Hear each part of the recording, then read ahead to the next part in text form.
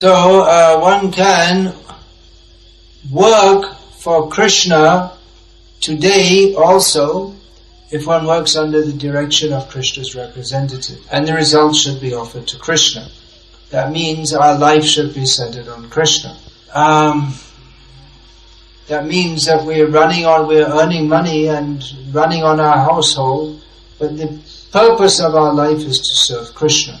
And actually those who are serious about Krishna consciousness, who are householders and earning money, if they're actually serious, they should give a significant portion of their earnings directly for furthering the Krishna consciousness movement.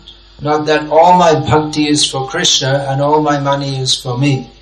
Krishna understands I need all the money. But one should spend for assisting the activities of the Krishna consciousness movement. You may think, well, the temple has so much money, why should I give? But actually that's the way it should be. All the money should come to the temple for serving Krishna, and devotees should be content to live very simply with the minimum. Nothing should be done for sense gratification. One of the disciples of Srila Bhaktisiddhanta Saraswati Thakur, Grihastha, he was earning good money.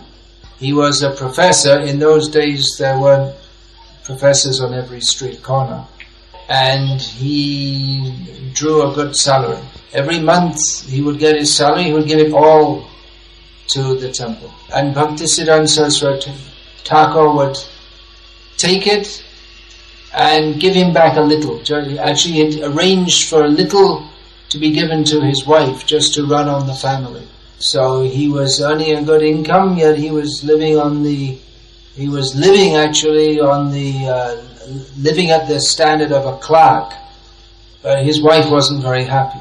But he thought that making his guru happy is more important than making his wife happy. Because yasya prasadat bhagavat prasado yasya prasada nagati katopi. If one can satisfy the guru who is a devotee of Krishna, then we can get the mercy of Krishna. And if we don't get his mercy, then we just have to, all we can get is our wife's mercy. If we don't get our guru's mercy, then we just have to take a poor substitute, which is our wife's mercy. So anyway, that devotee, Professor Sanyal Bhaktisudhaka Prabhu, after some time his wife became frustrated because her husband used to, after teaching in the college, he would go directly to the mutt. And the only time he spent at home was for sleeping. And she also didn't get hardly any of the money he was earning. So one day she came with all her jewelry to Bhaktisiddhanta Saraswati Thakur, and she gave it to him and said that he who this is meant for is here, so you might as well keep all the jewels here too.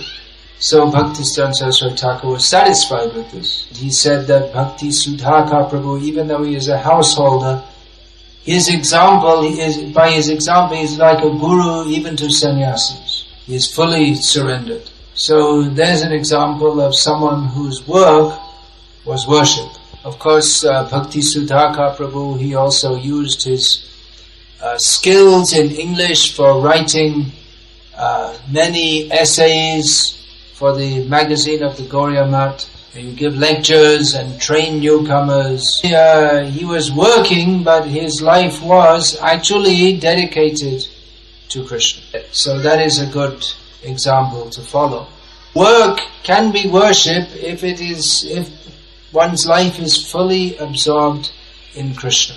As an example, he wasn't simply saying with his mouth that I'm working for Krishna. He was completely absorbed.